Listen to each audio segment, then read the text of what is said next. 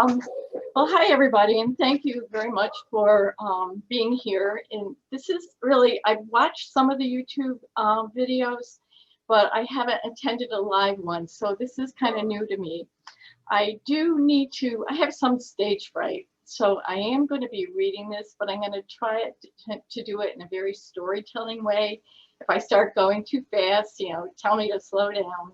But when Libby first asked me to do this, I thought, well, what's the purpose of telling this story? And I'm grateful that there's a very large opening that we can really do what we want to be creative.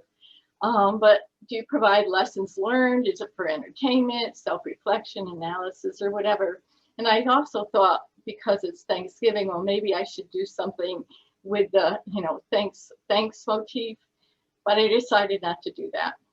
So I found a really good article online on memoirs and studied that a little bit. So here goes. My story is ultimately about my search for home, identity, and belonging. A little forward before we start. My maiden name is Geracia. It's Italian. When I married my husband, John, I had to decide whether to keep my maiden name, take his name, or use a hyphen. Geracia Goldstein was just a little too much of a mouthful. So ultimately I chose to go with Goldstein. It was easier to pronounce, and besides, it made my future mother-in-law very happy. My father, Anthony, was second generation Italian.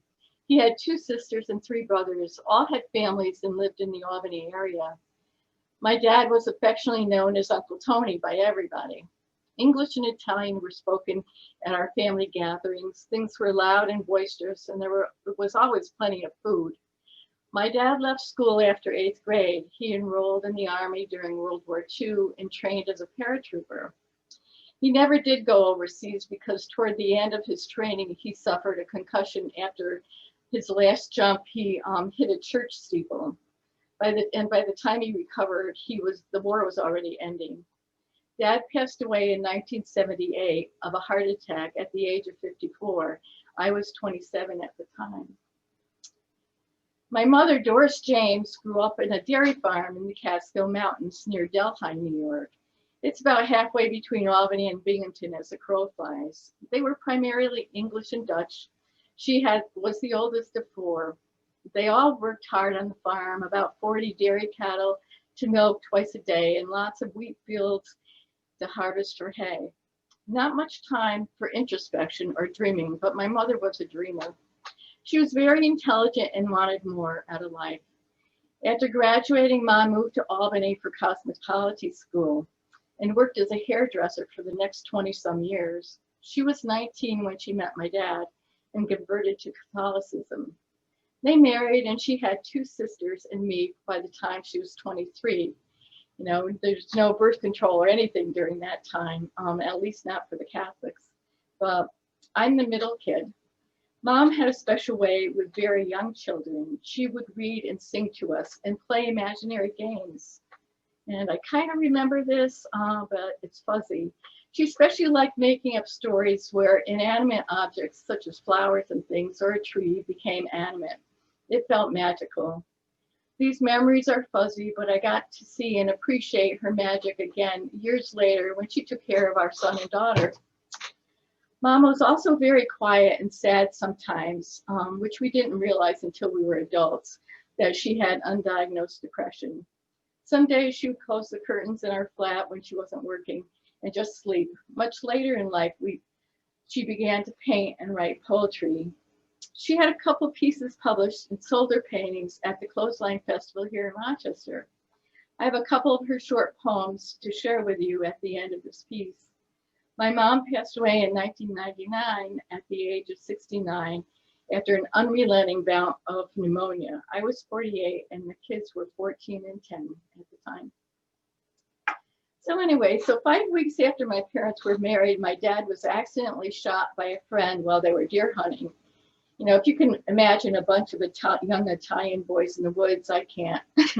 But he lost his right leg just below the knee. He was fitted with an artificial limb that creaked when he walked and had an air hole near the ankle, which little children love to drop toys into. My dad would fish them out and they'd drop them in again. It was a game. In my elementary years, we lived in a rented flat on Elizabeth Street in Albany, in a neighborhood filled mostly with Italians. My dad had a godfather, Lefty. Lefty Padula was a prominent and well-connected attorney in Albany. We didn't know this at the time. Although I didn't realize it, Lefty had bankrolled several of my dad's business ventures after his leg accident and often sent over spaghetti and meatball dinners on Sunday nights when we watched Bonanza.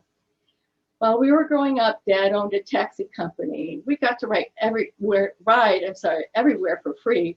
And then he bought a tavern. We got all the 145 records from the jukebox when the bar went out of business. In time, my dad got a job as lunch cook for the construction crew building the Rockefeller Empire State Plaza. He also, quote, kept books, as they say, for the horse races in Saratoga. He was really good at math, and he loved to draw cartoons and things and was great at it.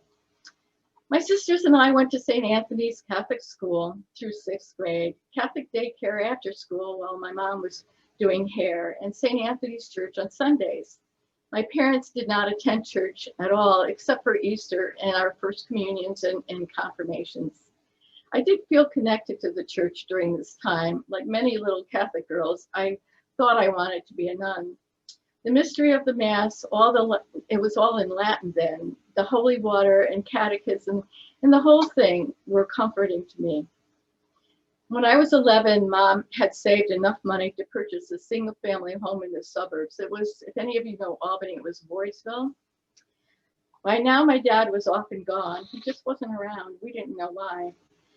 They were two different people, and in a way, we felt relief when my mom filed for divorce shortly after we moved in. The divorce was probably the largest single influence in my life's trajectory, anyway. Mom sold the house and sent us to live with my grandparents on the farm in the Catskills for a bit while she headed to Las Vegas to finalize the divorce. It was really hard back then for women to get divorces, you guys probably can imagine. Although we had spent several summers on the farm before, this time it was different. It looked like we were there for a while. My aunt and uncle and their 4 toddler-age boys had moved in as well.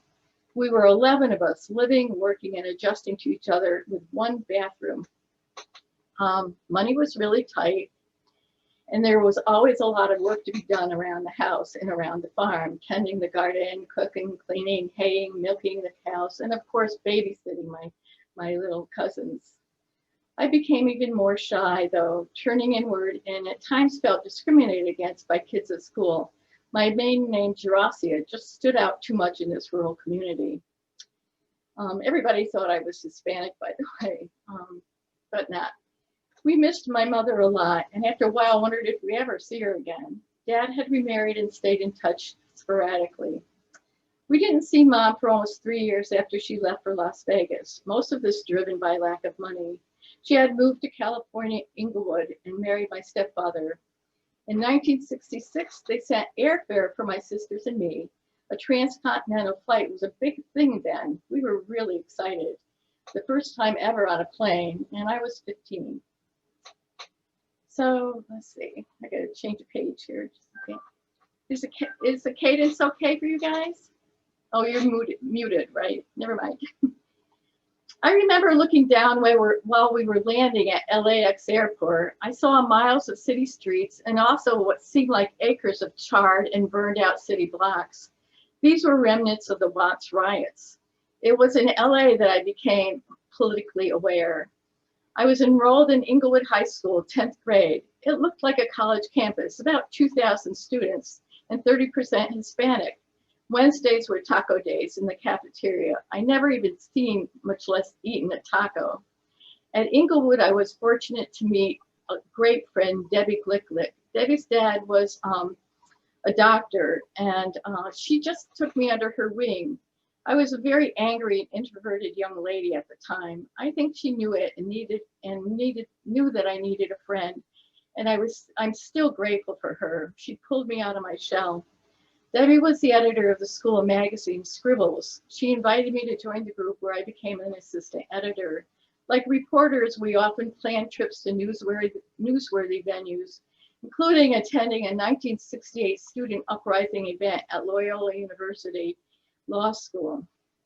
On June 6, 1968, Bobby Kennedy was killed by Saran at the Ambassador Hotel, and that was just 4 miles from where I lived. It was close to midnight, and I remember I was in bed and I heard a woman running down the street crying, "He's dead, he's dead." My 2 years in LA really broadened my perspective immensely. Because of the events between my mom and stepfather, my sisters and I wound up back with my grandfather at the farm in New York for my senior year in high school. I tell you, my mom always talked about us going to college, us girls, my sisters and I. It was a giving. We didn't even think second about it. She said that she didn't want us to wind up depending on a man like we did, or like she did, rather. So I'm going to take a drink for a second. I left for SUNY College at Oneonta, declaring a major in sociology, and graduated in 1973. I had been captivated by the theories of Karl Marx, Emil Durkheim, Max Weber, and many others, and wanted to do something to make a difference in the world. These were the years of student uprisings, Vietnam, demonstrations, Kent State Massacre, and the women's liberation movement. And I was an enthusiastic participant.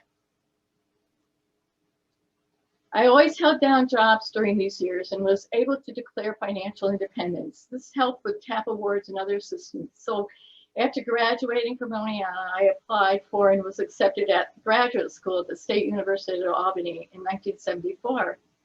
During grad school, I settled in as a dorm director at St. Margaret's Hospital for Babies. This was a really unique place. It was a hospital. It's still there. It's a long-term care center for infants with severe disabilities. You know, it really opened my eyes to how brave people can be, even young children can be in their situation. At that time, St. Mary's recruited high school seniors, mostly from the Lehigh Valley in Pennsylvania, offering a 2-year nursing certificate. I was able to take my grad classes as dorm director and study during the day while watching over and being with these wonderful and caring young girls in the evenings, adding another layer of richness to my life. I've got some pictures. I couldn't get them to Libby because I can't, they're permanently pasted into a binder and they won't come out without ripping them. So, but it was really an interesting time in my life. During college, I did date and had a couple of serious relationships, but nothing permanent. I think I just needed more time in my 20s to grow up and to catch up. There were not many jobs for someone with a master's degree in sociology. I wound up taking a receptionist position in an insurance agency, got licensed, and later began working for Aetna Insurance as a commercial lines underwriter. A little aside about that, when I got my license, I did it in secret when I was at the agency. There's actually 2 other women and I, because the person that owned the agency said if we ever got licensed and expected to make a commission, that we were out the door. So I was one of the first women at Aetna at the Aetna branch as an underwriter. It was still a man's world, but equal pay was now the law. So my salary was pretty good relatively for a girl. At 29 years old in 1980, my older sister convinced me to move to Rochester. Rosemary had gone to Buffalo Law School and had been working as a U.S. Assistant Attorney in Rochester for several years. In fact, she was head of that department, the federal department, for about 12 years after that. My mom had divorced and moved back to from LA to Rochester too.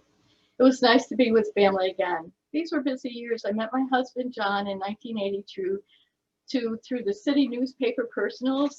Back then, you know, you'd write a letter or you'd post a letter in the personals. They would write back to a post office box at city newspaper, and then you'd go and gather all these letters. We arranged to meet at the Yellow Rose in Penfield and hit it off, especially our value systems and hope for the future. His family are Reformed Jews, and we still participate in many Jewish holidays with them. I'd stopped practicing Catholicism many years before. So we married in May of 1984. Things were good, hiking the high peaks and at our campground on Cayuga Lake as a family. We have a daughter and son. They're now in their 30s. Move down a little bit. Although I never planned to have a career in insurance, I mean, I don't think anybody ever plans to have a career in insurance. Looking back, I feel accomplished and satisfied. Working for General Accident as casualty manager, I studied hard and received the Chartered Property and Casualty Underwriter designation. It's called CPCU in 1993. There were 10 national exams, and they were very, very difficult. It's kind of like a CPA on that same level. I was elected president of the Rochester CPC chapter in 2001, and this was during 9/11, so it was really tough. We knew people in the business who had died in the towers. And I also taught insurance at Bryan and Stratton and St. John Fisher Evenings for a while. When GA closed their office in Rochester, I landed a job at Conifer Realty LLC as risk manager. I don't know if any of you know Conifer, but it's a wonderful company. Another woman's story, I had been Conifer's underwriter while at GA, so I knew their business pretty well. They were originally looking for an insurance secretary, but after several interviews, I convinced them they really needed a risk manager. They were growing like crazy. When I started there, they had 27 apartment complexes and about 55 employees. In the next 3 years, I was able to save them about $500,000 in insurance premiums and enhance their coverage. They trusted me to do the job well, and it really helps when no one else knows what you're talking about. So they just, take for granted that you do. And I really am proud of that position and what I built there. When I retired after 17 years, they had built and are managing 240 affordable living apartment communities in 5 states and had over 600 employees.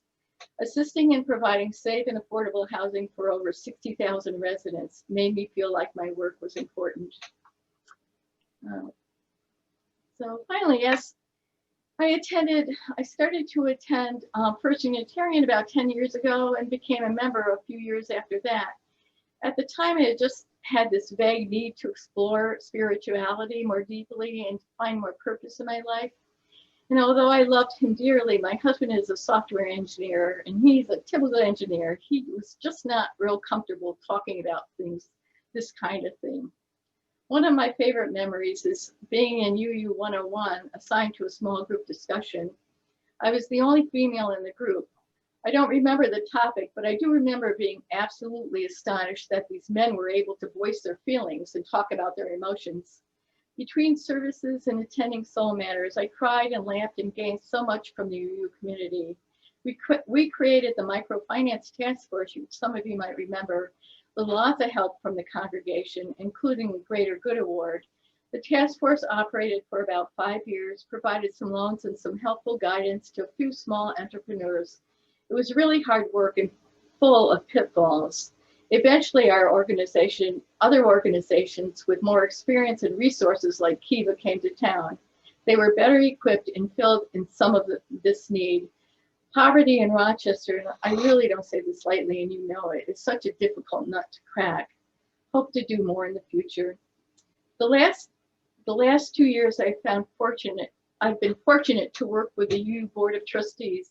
It's been an honor to work and gather with the other board members. In year 3, I still feel like a neophyte, still lots to learn, especially from Aunt Perry, and more than enough avenues to explore and find ways to contribute. At almost 70, I feel my life is full and rich, even though the journey took lots of twists and turns, and there were many unplanned surprises. I'm really thankful for my life and the people in it. So I just have a couple pictures that Libby has, and a couple very short poems of my mother's that are my favorites. Let's go back to here, there. Do you want to do the pictures first? Want the pictures? Okay. Let me see if okay, this is, let me go back to there, share screen. So anyway, so this is a picture of our son and daughter, myself and my husband and our dog, going camping up in the Adirondacks.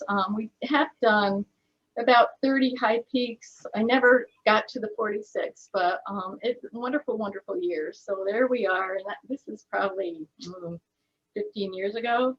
So that's the first thing. And Whoops. Now I have to, no, that's, I seem to have, what did I do with the other one? Hold on a sec.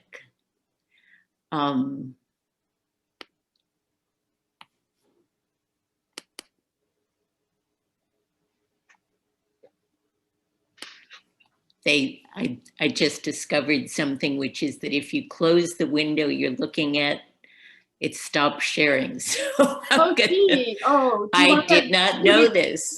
Okay, so here's. Oh, there, I did talk about that. In the last 7 years or so, I've been quilting a lot. And so this is just one of my favorite quilts that I did for a friend's daughter's wedding. I thought it was really neat. And I've probably done about 25 quilts so far. Wow. And it's my meditation. I just love it. And whoops. I don't remember what the last one is. We had that I know what picture. it is. Yeah. There is another picture that I wanted to go back to, but. You know what? That's okay. Oh, how about not this one? Well, I don't see it. It's not good. I'm going to have to start sharing that's again. Okay. No, I like this picture. I'm very curious about this. Yeah, I didn't talk about it actually in the story. Okay. You wouldn't go to There's so many things that I know. I hope I didn't go on too long, but that I left out.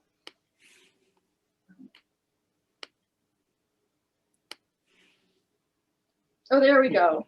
Okay, so in my 40s, I wanted more exercise, and there's an opportunity in Rochester. A very good African dance instructor just agreed to come down to Rochester and teach African dance. So about 10 years, I took African dance, and this is a picture. We actually did performances. We did performances for the city and other things. We did a couple commercials. And this is one of the pictures where I was talking. I think I was dancing and I was reaching out to the drummer for something. I don't remember, but I like the picture. So there it is. It was good exercise. So that's really all I had for pictures. So just a couple two very short films or poems from my mom. We did when she passed away. You can see me, can't you? Oh, there we are. When she passed away, we put together a little booklet. There it is of her poems. It's just a few of our favorites. So this one says, footsteps clapped like nitro in 1,000-meter strides, echoing across the dusty plains, answering from all sides. Fiery streaks sped downward in competitive delight, as though to prove it daytime and not the dark of night. Last, to prove its power, more proficient than the best, rain beat its breast in triumph and laid the drought to rest. I just thought that was really powerful. And this one speaks to me more than ever now. I see beyond the misty hills a vision of tomorrow. The yesterdays have left me now. It's time that I must borrow. But time is dealt in minutes' hands, and none may be disclaimed. Thus with wisdom I must use, each precious one remains. So it's a good lesson for me. That's all I have. It's hard to tell if people were laughing or crying or sleeping or what.